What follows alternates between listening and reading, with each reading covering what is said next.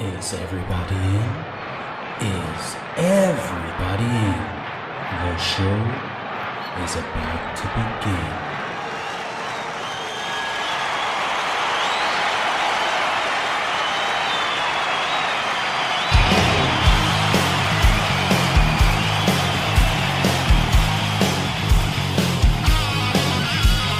Welcome to the podcast, concerts that made us, interviews and stories, tales from the bus. We love taking you back to when it all went down. The greatest live shows and that cheering crowd sound. It's concerts that made us, concertsthatmadeus.com.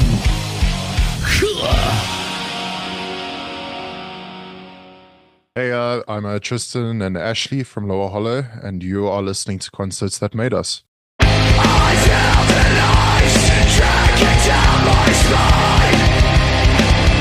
You're rejected from the land of bonuses. Betrayal wasn't hard enough, and all your words cut like glass. Clean cuts lost and blow witness to every hateful word you expel. Self-centered, self-destruction. Malicious and ignorant, spiteful by design. Self-centered, self-destructive. Lost in the world till we're all dead.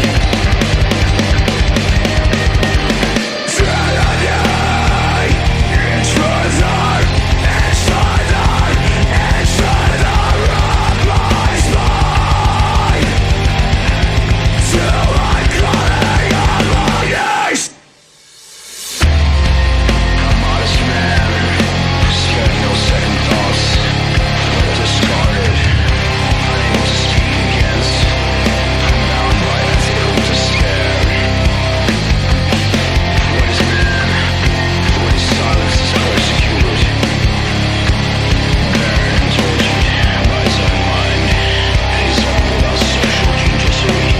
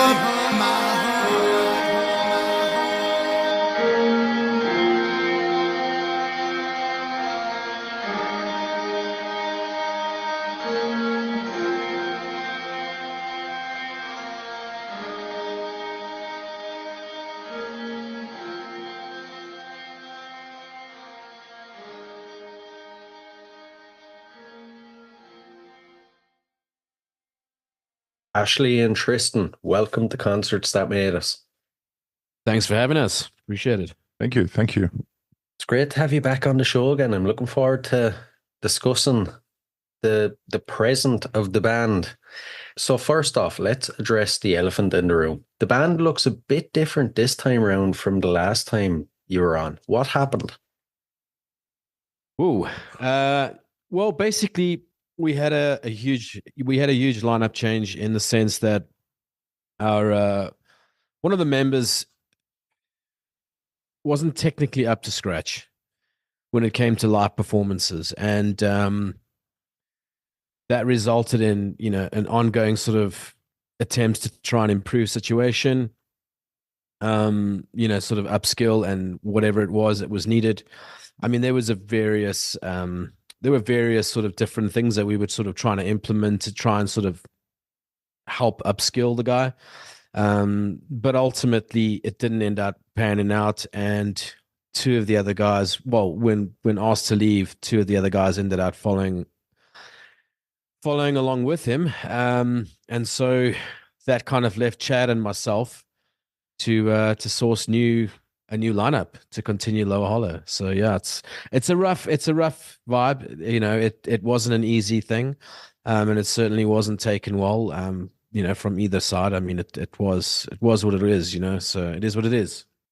That's all. I mean, right. I'm a bit shocked because I remember that when it happened, I remember seeing on some posts on Facebook and everything, and it seemed like it was something completely different. Some parties got very kind of messy, I feel. Yeah, for sure. I mean, there were definitely, I don't think people actually understood why. And it's one of those things where, like, if you say exactly what it is that someone was battling with, it feels like you're selling them out, and it feels like you're really placing them in a bad spot. What I might pick up as a technical flaw in someone's ability, the next band, it may not present itself that same way. You know what I mean? That's of course the hope that I had for the guy that left. And so when you look at that kind of situation, you don't want to slate someone in a public sense. I mean, I didn't really like and appreciate the fact that things got to a public sort of space the way they did. But I mean, we were called out in a Facebook post from one of the South African sort of like I guess you could say like scene.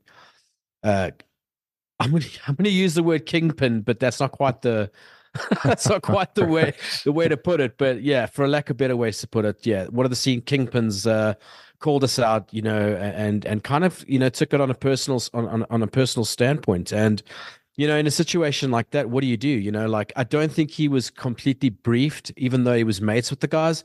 They sort of didn't really share what was going on. He had no idea as to, the level of various attempts that were going on to try and remedy the situation.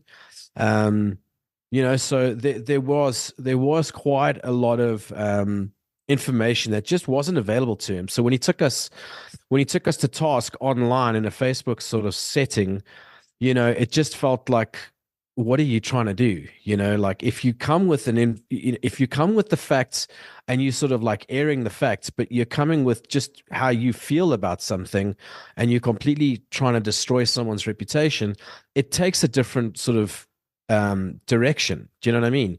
And so I think that was where it kind of felt like, what do you do? And so you want to speak to the situation, but you don't want to sell people out and kind of, this is a problem, and like, no one would ever want to touch the guys again, kind of thing. And so it was really, I mean, we don't want to look like that. Let me just put it to you that way. I certainly don't want to, I got to put my head on a pillow every night and feel okay with how I've handled myself. And, when you air things out like that, it really does paint a bad picture, not just of the person that you're speaking of, but also of oneself. You know what I mean? And so, like, I'm kind of always aware of that, but we were taken to task online. What do? You got to respond with something.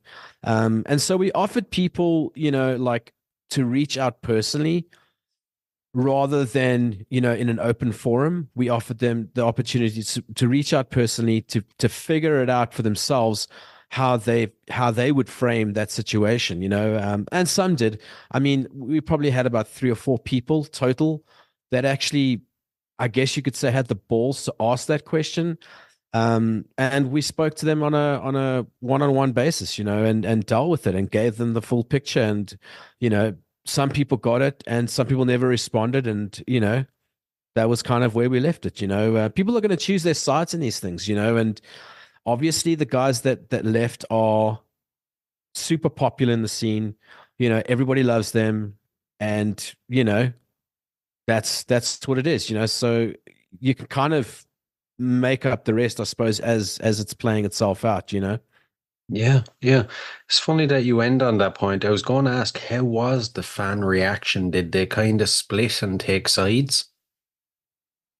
It remains to be seen. Obviously, I think I think to a large degree, yeah, for sure. I definitely think a lot of people were fed a certain narrative, and I think that's par for the course with anyone who leaves a band. You look at any lineup changes over the years from any number of bands, and you'll get 2 sides to the story, but the one that reaches the public first from like a face-to-face kind of discussion, it's usually the one that people they tend to take on that one, and those guys are at shows every other day, like I'm more, I'm home based, so for me, I'm not at shows every other week. I have a family. I've got 2 kids, got a wife. There are I have a different kind of lifestyle that doesn't afford me the same opportunity to just be at every other show every other weekend, trying to defend myself or defend a situation around a band. So I definitely think that a narrative that played itself out there was way different to what the actual reality of the situation is. And people like people, so I definitely see that, just in terms of like us releasing a single for argument's sake, it's definitely been something that I've seen has not received the thumbs up from a lot of, I guess you could say, more sort of scene regulars.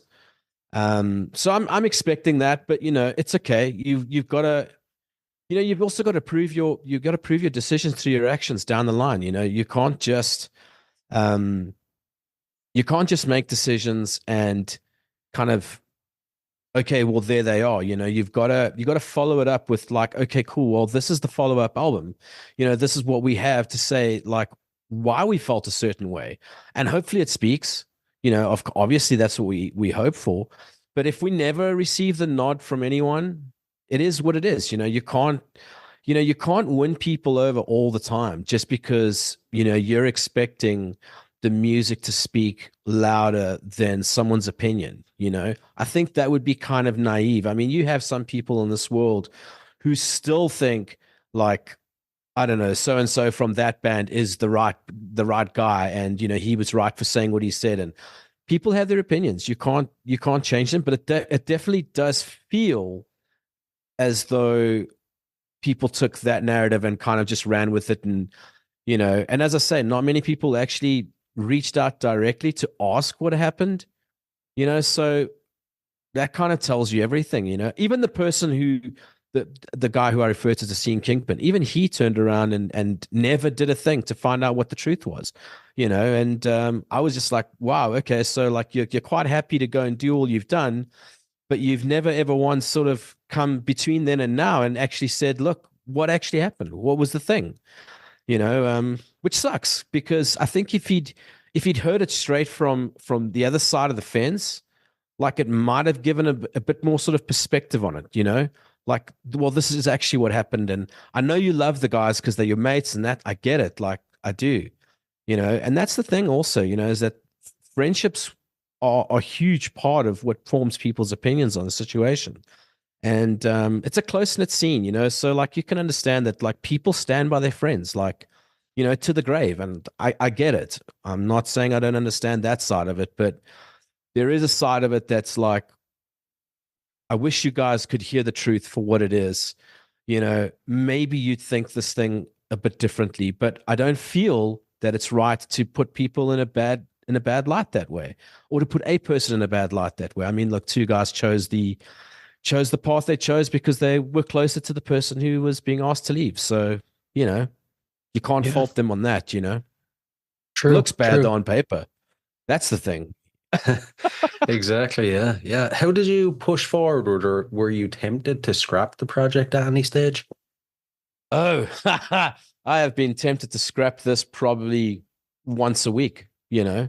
I mean, I even thought after the single came out, like I had my doubts. I was like, you know, you're booking a tour and you're doing all these things and you're trying to progress forward. And like, yeah, definitely. I feel continuously kicked in the nuts. Like there's no way to not feel that. But at the same token, like I know what the original vision was. I know we didn't reach it on the first album, and I know that where we are today is that vision. And it sucks to have gone through what we've gone through, you know. But at the end of the day, that's the journey, you know. It's not always a pretty journey. It's not always filled with like all these high moments. There are some low moments, and sometimes they're in the beginning. You know, hopefully this is the end of hardship. You know, hopefully whatever happens after this can be more sort of like, I don't know, like open ended and I don't know, forgiving, or you know, just I don't know, willing to give us the opportunity, you know, to hear our side, you know, through the music and whatever. Um, but yeah, it's a difficult one, you know, like to wake up every day and like I mean, both Chad and myself, I mean, we struggled a lot, like you know, we struggle a lot about it, you know. A lot of things were said, a lot of feelings were hurt on a very real and a very raw level.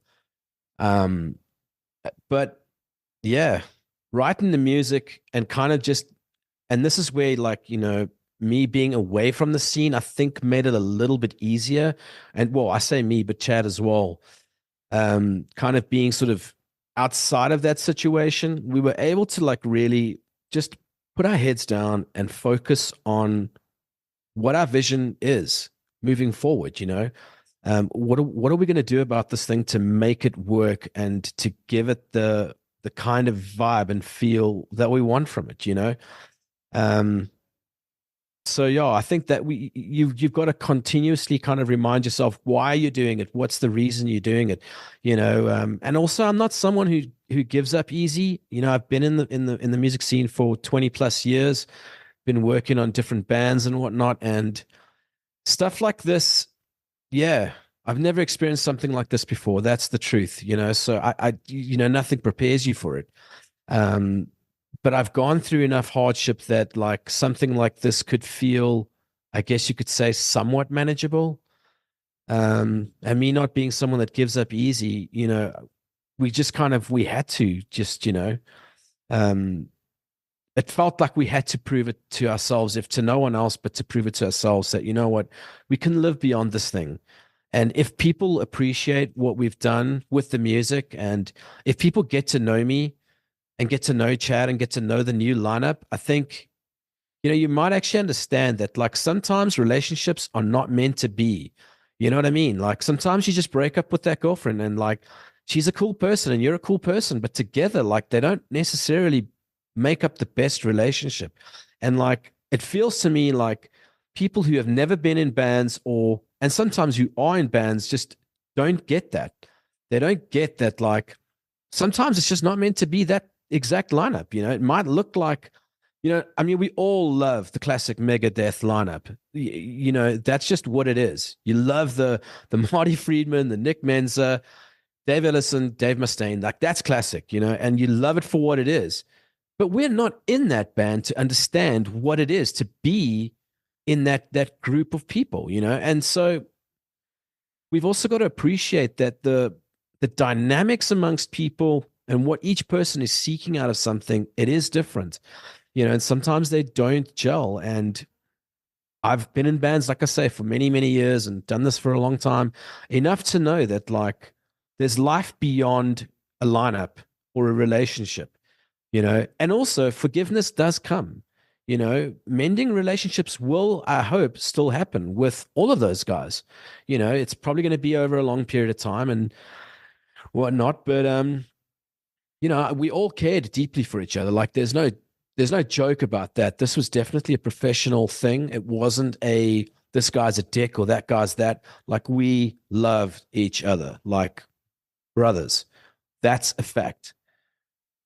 But I had to at one point say that thing is an issue. It's way too big an issue to just let it slide. I know what the mandate is for this project, this band, and you know where I want to go with something. And it sucked. It sucked having to do it, you know? Yeah, yeah, I could imagine. I could imagine. Tristan, what was your point of view at the time hearing all this, and then how did it affect joining the band?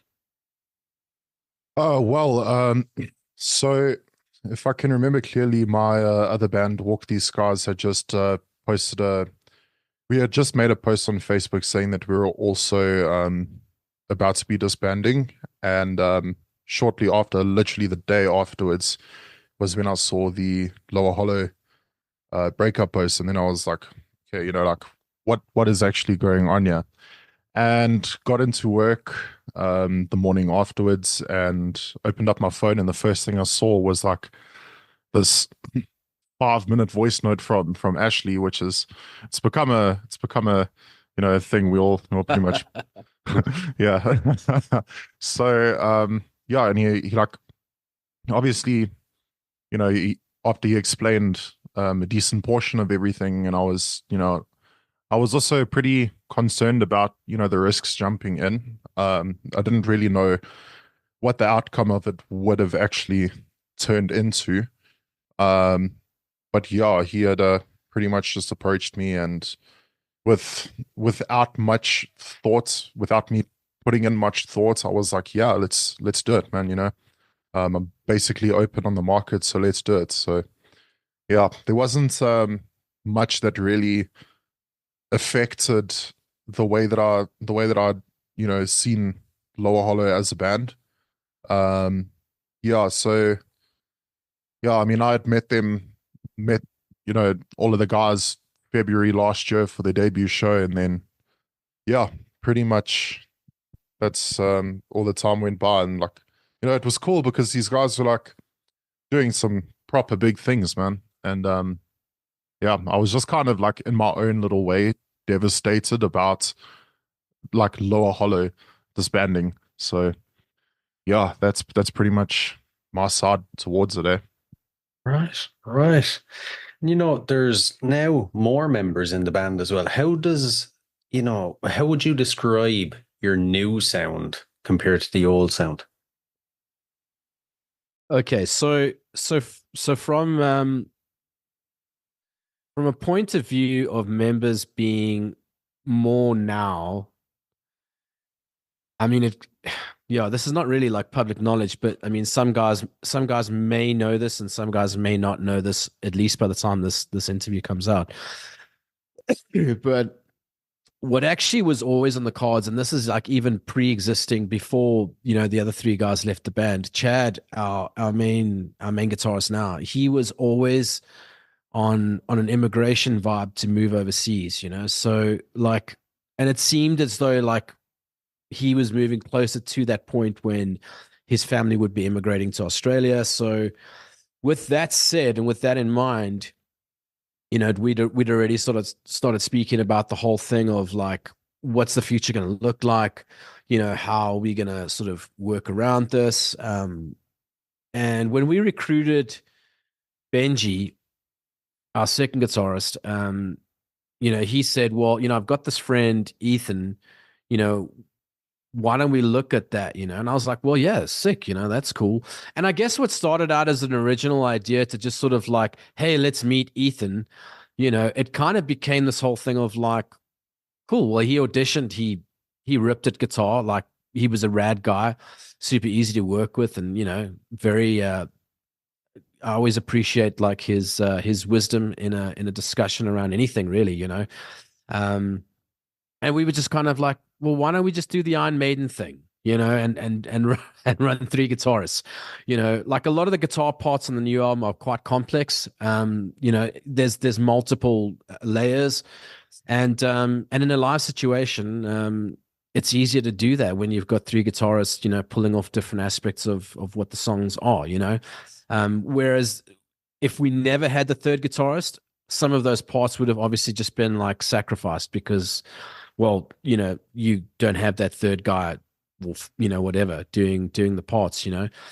We've introduced a lot of like atmospheric lead guitars, I guess you could say, stuff that I guess bands like. I mean, a big influence for us is definitely UK based Svalbard. I don't know how you guys say it out there. Svalbard. We said Svalbard, like that's what we call them. Right. I've no idea how to say that. Yeah, I mean, I have no idea myself. So anyway, yeah, but yeah, so that was like a big influence from the beginning. Like I said, going back to the earlier, the original vision for the band was to definitely have like all that kind of like trend picking kind of atmospheric lead that was going almost over the entirety of a song, to kind of add like a layer of just atmosphere, I suppose. I mean, I don't know technically what you'd call that, but that's kind of how I'm framing it. And that's the biggest shift in sound, is that we've introduced something like that, which, to be honest, we did try on the last album, but like just because of the writing style that Carl had as a songwriter, like it just never really fit the profile. But Chad's sort of approach to writing, it just opened up the floor, more for that kind of thing to be present. So that's been a bigger shift in sort of like sonically how the band sounds. Obviously Tristan's vocals are a lot different to what Estienne was doing. I mean, Estienne was this brute force, like very well-rounded, very full-bodied kind of aggression, where with Tristan's vocal style, it's a lot more sort of like mid-focused, kind of like Architects and bands like that, which really, leaned well into what we were doing and where we wanted to go with the atmospheric guitars. So, yeah. Right. The new album, it's out on the 19th of July. Trinity Songs of Fortitude. Am I saying that right? Yeah. Trinity Songs of Fortitude. Yeah, take us deeper into it then. Give us the full lowdown on it. What can we expect? It's ultimately a whole whack of songs that speak to pretty much everything we've gone through over the last year, and it's a lot of hurt, it's a lot of pain, it's a lot of discovery, it's a lot of anger, it's a pissed off situation. There are a lot of moments, I guess, where like, we kind of feel, or we share anyway, how we felt about the way things went down, I guess you could say, and how in these moments like we were treated, and just the feeling of being ostracized, I suppose, like that kind of feeling, and how it sort of shapes into the lyrical concepts. There's also, Tristan will speak to some of the songs as well, I'm sure. But it's really a huge weight off our shoulders put into this album, like the kind of the weight that one carries, when you go through something like that, almost, you could probably say it's a band breakup, or a marital breakup, and something like that becomes public and it gets ugly. And, there's so many different like aspects of this thing. And when people don't understand what that is to go through something like that, or they don't even care to understand or care to see the other side, it just feels so dismissive. You do feel that way, you do feel like ostracized and dismissed and like outright hated, and it's like, you just think to yourself, in the back of your mind, you think, well, they don't even get it. Like, because they weren't here, they weren't in this thing. Like, could you possibly understand how some guy's marriage fell apart? I mean, you might look at it and you might say, yeah, sure, he was a drinker. Like maybe his wife drove him to drink. I don't know. I mean, of course, it's a wild statement, but you get the gist of what I'm trying to say. No one Yeah. really knows what went down inside unless you were inside that thing, you know? And it was just kind of, I mean, there's a song on there, called Social Disease. And really, it just speaks to, this kind of cancel culture mentality that came about. It's like, I mean, we felt like it was a deliberate kind of let's break this band on Facebook. And it sucked. I mean, it sucked. And so, like, when you go through that and you're trying to sort of like piece music together from that space, it's dark. It feels very weighted. It feels very sort of like we need to prove ourselves. There's a whole insane level of different emotions I feel that are going through your mind when you're making music under the weight of something so heavy, you know, um, and it's self-doubt. I mean, Tristan will add to this, I'm sure, because he's added a lot of lyrical input on this thing, and yeah, so I'll leave it to him as well. Go for it, Brie.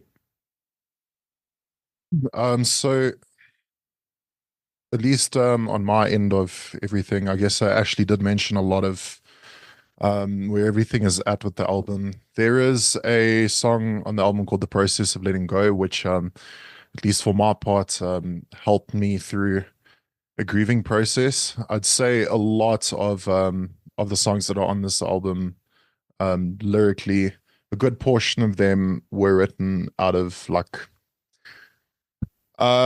I guess like just pent up aggression that had been like building up inside of me for like a really weird amounts of time. And yeah, this helped me through it, definitely through grieving. And yeah, I mean there really is so many different emotions that are behind at least every single song in the album.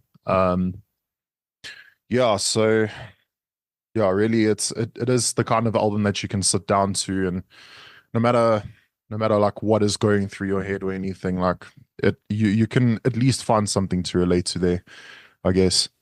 But yeah, pretty much. Right. I like it. How did you guys approach, recording and production? Any challenges or memorable moments that stand out to you? So we recorded it at I have a home-based studio. It's a one-room studio, so like we're all in that same space when recording. It's we recorded live drums, so what you hear is is what it is. We've done some sampling on like snare and toms and general kit sampling and stuff like that. But it's more sort of like an augmented vibe, so it's not like full-blown sample replacement outright. We really always kind of valued like what a live sound is in an album, call it more traditional, if you will. And same with the guitar, we recorded, guitar cabs physically. That was something that like for us, we didn't do the last album round. We were a little bit more sort of like headstrong about kind of, trying as much as possible to not rely too heavily on like amp sims and stuff like that.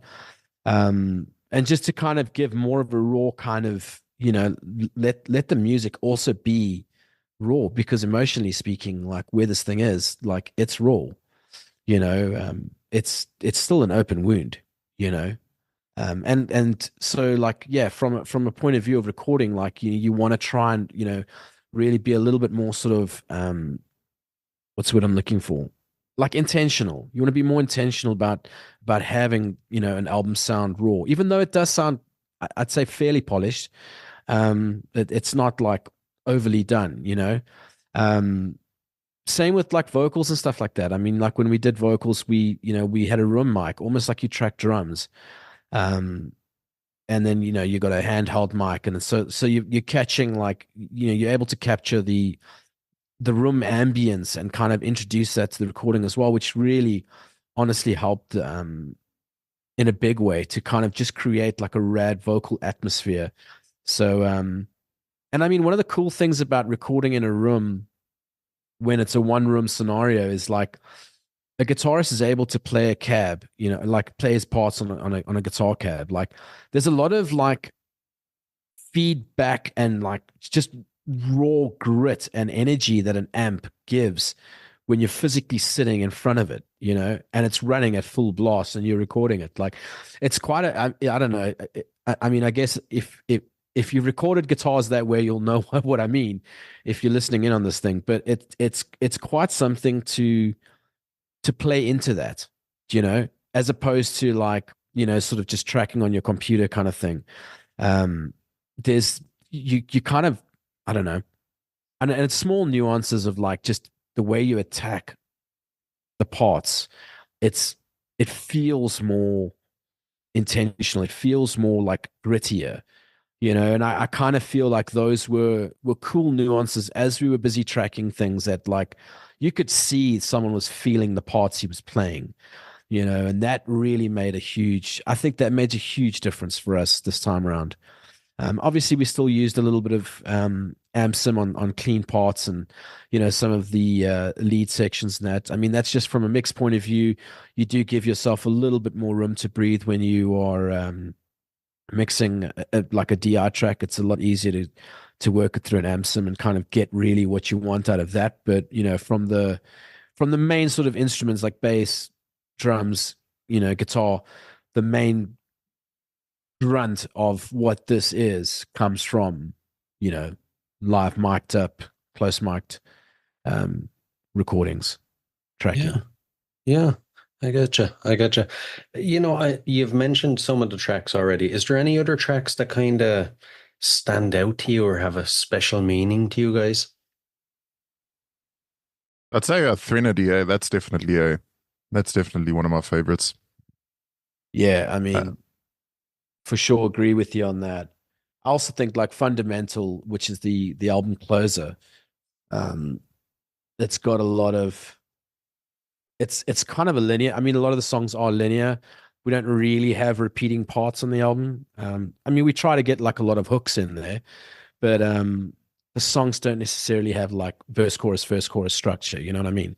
Yeah. And Fundamental especially has, for an album closer, I think it has an edge of heavy that you wouldn't normally find in an album closer. And I think it's kind of deceiving. I hope people give this thing a full chance and really kind of, go from front to back a few times, because I think you'll find that moment to be quite something other than whatever else is on the album. And it's aggressive, it's heavy, but it's also so beautiful at the same time. Like it really seems to reach around and touch a lot of the emotions of what this album is as well, Yeah. Do you think fans will get it? What do you think will appeal to them about it? I think people who give this thing a chance will get what it's about. I think people who are drawn to Bloom and Expire from, I know with that album, it was also dark and broody. Estienne spoke about a lot of the sort of like inner pain and sufferings of someone who's, dealing with depression and things like that. So from an emotional side, that was something that was always present in the music on the last album. I think people who sort of who listen to music with the intention of like taking something from it, they're not just there for the breakdown for argument's sake or the sick solo or something. I think people who listen to music on a deeper level are going to listen to this and feel what the intention was. I guess to say, I really hope that people give this thing the chance, but I don't know how that's going to pan out. I mean, there's a lot of uncertainty on our end of this, I guess it's uncontrollable uncertainty just because of everything that's happened. But I think my gut says, based on where we were, based on what happened, based on everything that's gone down, I think you'd be hard pressed to not listen to this thing at least once, to kind of sum it up for yourself. You know, I mean, like if I was sitting on the sidelines and this kind of thing went down, I'd at least be interested to see where it went beyond what happened, you know, and hopefully through that process, people can also understand the other voice that maybe was silent at the time, you know, that they would at least listen to this thing and say, cool, there were two sides to this story. And you know what? Like, this is a good album, you know. Is it better? Who knows? You know, that's always up to the listener. You know, people will love the debut album from any band till, you know, Kingdom Come. You know, there's always that band that has that kind of thing. You know, people will love the follow-up album. You know, I mean, to give you an example, like my favorite band's Misery Signals. And you ask most Misery Signals fans, they'll tell you From Malice, the first album with Jesse, is the best album. You know, whereas I could easily say that the follow-up album and the follow-up to that album were way better for me. You know, like I appreciated the new vocalist Carl that came and sang in the band, and I thought it was a welcomed treat, you know, and like I kind of got where they were going, you know, when they moved forward from that moment, you know. And I've appreciated the return of Jesse. Like, you know, you can appreciate all things, all incarnations of a band if you're a listener who is there for music. But if you're a listener, if you're the kind of listener that's there for drama and who's cool in the scene and, you know, like what's happening and what's hip, then, you know, you're always going to sort of like look at things with blinkers on, you know. You're always going to have a mask over something, you know, but we're all people. We're all trying to figure life out. You know, we don't always get it right, but, you know, at least we get to tell the stories that we tell through the music that we make. So I'm hoping that people see it from that point. And I really hope that the old fans who would have enjoyed the last album, I really hope that they come back and give this thing a try, you know. I guess there's going to be a fair few of them that they won't be able to help themselves, just like I say, from a point of view of knowing where it went, you know. Yeah, very true. Very true. And you know, what's your live show like these days? I'd imagine it's very different from how it was. Or has there been many live shows? Well, no, I mean, that's the thing, you know, we've been locked up in a studio writing, recording, you know. So Right. yeah. So like the 19th of July literally launches this album, and it also launches our upcoming tour. So yeah, I mean, it kind of remains to be seen how that's going to pan out. I mean, like, you know, you can, you know, polish your chops up in the studio, you know, but put that on a live stage and it's a different beast, you know. And so yeah, we're still, I guess, the jury's out on that one. Hmm. That's interesting now because I'd imagine there's a bit of apprehension of how you guys will be received live, you know, after everything you've told us about the scene and how it all went down. How are you feeling about getting on stage in front of these people? Shit scared Really? is the Yeah, yeah. yeah. I think, you know, I think we're all, yeah, I mean, obviously with everything that's gone down, I think everyone, maybe not like the newer members, you know.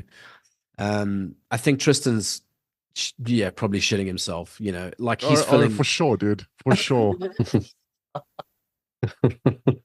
you know, it's, I'm not speaking on his behalf now, but like I'd imagine, you know, it's tough to fill someone's shoes, you know, and it's tough to gain the approval in that setting as well, you know. And so yeah, I can imagine that's pretty tough. But I know for some of the newer guys, I mean, we were chatting on Sunday, and some of the, you know, like Ethan and Benji, they were like, you know, like our threshold for caring about that kind of stuff is, it, you know, it's super low. Like they don't really see it as an issue. They're not really worried about that kind of stuff. You know, you know, I'm grateful to have found each and every person that's in this band, you know, because in all honesty, like these are all guys that have really set all that nonsense aside and just focused on, you know, making music and what the future looks like rather than what the past looks like.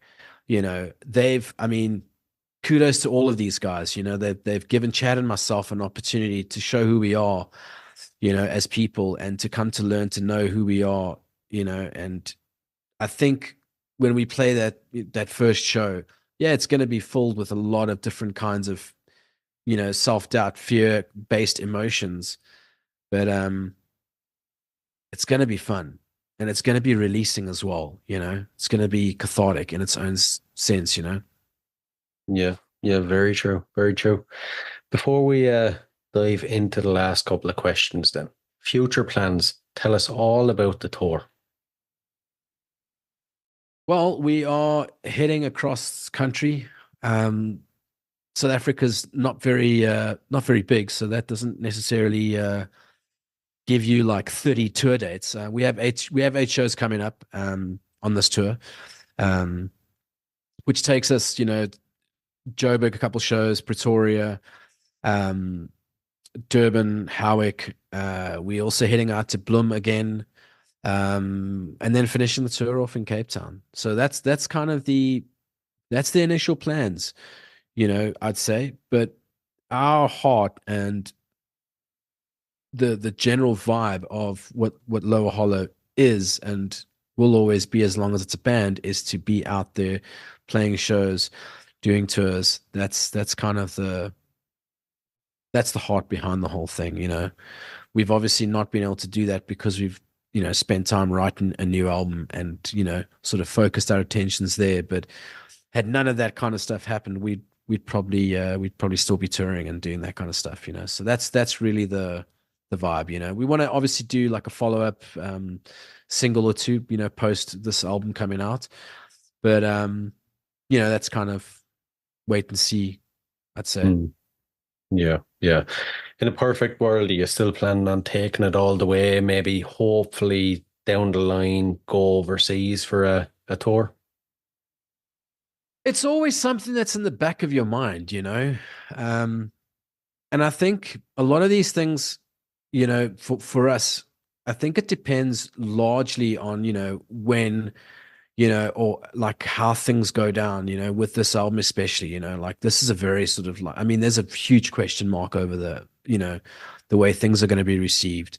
And I think, once we've crossed that first kind of hurdle, it's a little bit easier to kind of see what that future may or may not look like.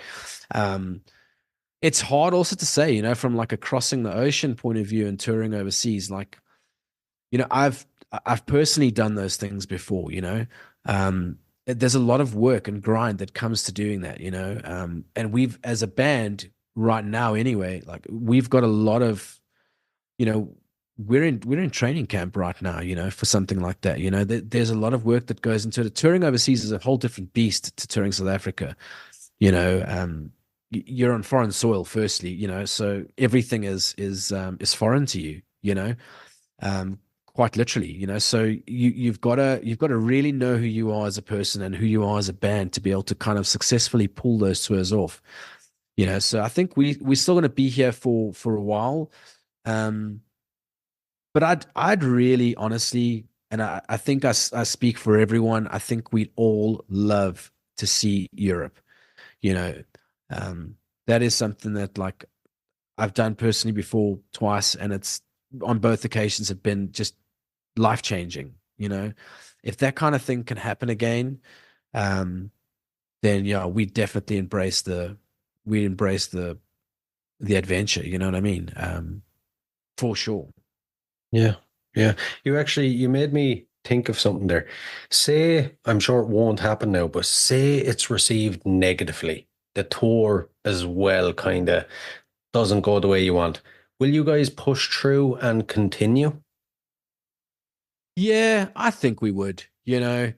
like it's, you can never obviously say for sure, but I'm not in this for likes on Facebook, you know what I mean? Or, Yeah. Public approval, like if you don't do music to fucking soothe your own soul first and foremost, like you shouldn't be doing music. That's kind of the way I've always looked at things. I'm a very selfish person, perhaps, in the way that I view that, but like, we do this to, I mean, you make music that you enjoy, playing, that you enjoy listening to, that you enjoy being creative in, and for me, I've always done it. Like, I've always loved doing this. Lower Hollow is something very, very dear to me. You don't go through something like what we've just gone through to let it just fall by the wayside and pack your bags and there's it, it's done. So we may be a little bit more sort of cautious around sort of throwing money at touring and that kind of thing if things sort of like go really bad. But I think also we've touched on quite a couple of, like, I suppose, negative aspects of this whole thing and the possibility of things not going, and there's this hope that things will go well and all that kind of stuff. But at the end of the day, like, you have to have self-belief in this game. Whether your band's going through what we're going through or not, you have to have self-belief. If you don't believe in yourself, then how are you expected to have people like come to your shows and give a shit about you? They can't possibly care about you when, like, you're so in the dumps and you're doubting everything about your music and this and that, and like I may sit there at some points in my day and I think, yes, man, like, if this doesn't go down well, it's gonna suck, and my feelings will be hurt, and like there'll be a level of me that's crushed. You can't deny that. But I know that when we started recording this album and when this album got finished mixing, I know this is a good album. Like, I know that. And it's cool if other people agree with that, but my ears work very well. And I know that this is a good album. And for me, I can put my stamp on it and I can say that, like, this is something that I'd love people to give a chance to. I'd love people to hear this. I'd love them to come to a show and experience it live. I'd love them to get to meet everyone in this band and decide for themselves if they think we're worthy of being supported. Because to me, that matters more than what happened when 3 guys left the band. And so I look at things from that point of view when I'm sitting in the dumps and I'm thinking about, like, what could happen and how bad could this thing be. I dig deep for those positive things, and I'm like, you know what, man, like, this is good. If these guys don't get it, that's cool. That's never gonna put a damper on my spirit to say, you know what, like, I'm not gonna write music ever again. I'm not gonna do this band. I mean, we could have easily renamed this band. Like, that was definitely something that was discussed time and time and time again, right up until the point of sending everything out to start putting this thing up and getting the album out. We were still, like, in the air about that. Well, I know I was. Chad was very like, no, dude, can't change the band name. We got to go through. And I was like, yeah, cool. But even if we had changed the band name, people still would have thought what they thought. They're not stupid. You can't think people are stupid to think that, like, oh, they don't know who this band is now. No, they know people. People are members in bands. If Dave Mustaine suddenly starts a new band, everyone's going to know that. I'm not saying I'm Dave Mustaine, so don't mistake me. But people in our scene, they know where I came from. They know where I've been. That and I'd prefer them to see us rise above a dark moment than to see them, for them to see us as the band who just packed it in when shit got tough. Like, that's the legacy you want to leave behind. You know what I mean? Like, you don't want to be that guy that says, you know what, like, shit got tough, so I packed it in. You want to be the guy that said, you know what, when the shit hits the fan, there are those who run and there are those who stay. We stayed. We took it on the chin, we took it in the gut, we took it on the face, everywhere, but we stayed. And you may not respect what we have done, but we're still here. And that's tough, but that's how I see Lower Hollow. Perfect way to sum it up. Well, I hope people in the scene, even on the opposite side of whatever happened, I hope they give it a fair chance, put aside whatever their thoughts, their feelings are, and give it a fair chance, because it's one hell of an album. And I know once to listen, if they give it a fair chance, they will love it. Thanks, Brian. Appreciate it. We'll dive into the last couple of questions. So, Tristan, you haven't appeared on the podcast before, so I'm afraid you can't get off until you answer this question. What, as a concert goer, what concerts have made you, do you think? Oh wow.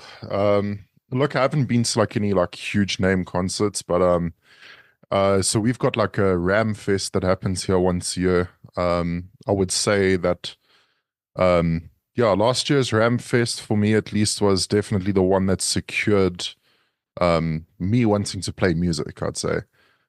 That's definitely after seeing so many people just like freaking out to the bands that we're playing, like that has become like the ultimate thing to me. If I could at least play Ramfest one time, then then I'll be very happy. I'll be very happy.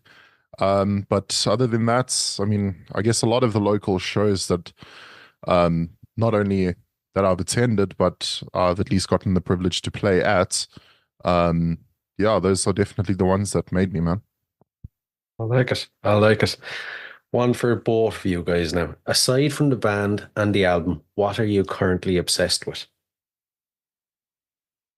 Well, if it's completely unrelated to music and, bands and stuff, I'd have to say my daughter. She was born like 2 weeks ago. So yeah, that's what I'm obsessed about, man, Congratulations. Yeah, definitely. It doesn't Thank go you. away either. I have 2 daughters myself, and the obsession just gets deeper and deeper. Oh, for sure, for sure. Yeah, we're all fathers, so we know what that's about. It's a very cool thing. Yeah, from my side, I'd probably say, I won't say obsessing, but I've been really into a band called Numenorian. They're like a Canadian, I guess you call it post black metal, a style of music that I would never sort of care too much for or whatever. But there were certain comparisons between what they were doing and what we were doing that I kind of enjoyed. So for me, yeah, definitely Numenorian. I like it. I like it. The final question. What's your go-to album these days? What's an album you constantly revisit? Yo, that's a pretty good question. There's a lot of albums that I do that. I'm trying to think of the one I most. You got one, Tristan? You thought yet? Oh, dude, my brother, the gear cogs are turning, bro. Yeah, geez, one that I keep going back to. Wow. Oh, I'd probably, I mean, I'm saying like over the years would definitely be, something like, something from Sepultura's catalog, I guess. Arise for me was a pretty big one. Yeah, I'd probably say something along those lines, Good choice. Yeah. I'm trying to think what the follow-up album to that is, and I know it's not called Territory, or maybe it is. I don't know. KOSAD, sorry. I keep having this like Territory in my head, and I'm like, but KOSAD for me was like that was a very big album, and a very big influence in my life, and I've always gone back to that album. Between that and Arise, like those 2 albums still for me and they're as powerful today as what they were when they first came out. Tristan, how are the cogs getting on? uh, well, I'd say, and I guess this is a weird one, but The Cleansing by Suicide Silence, which was like released in 2007, which is, I mean, it's always been something that I've held really close to my heart, and yeah, I guess that was really the album that got me into the more heavier side of music, I should put it. Yeah, definitely that one. I like it. I like it. Good choices there. Listen, guys, it has been enlightening now, and I thoroughly enjoyed the chat. Thanks a million. Thank you for Thank you giving so us much. this opportunity. Thank you. Thanks, Brian.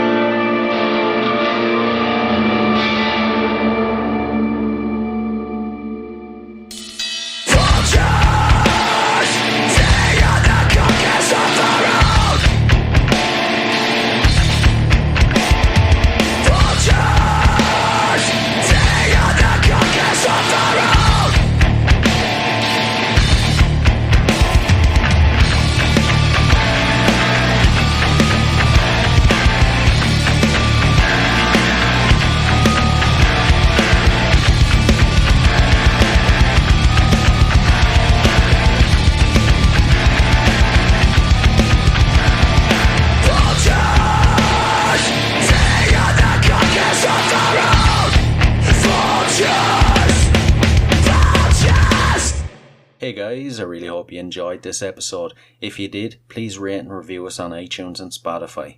And if you're interested in signing up to Band Builder Academy, use the link in the show notes below and enter the code CONCERTS and you'll receive 10% off. So, until next time, keep rocking.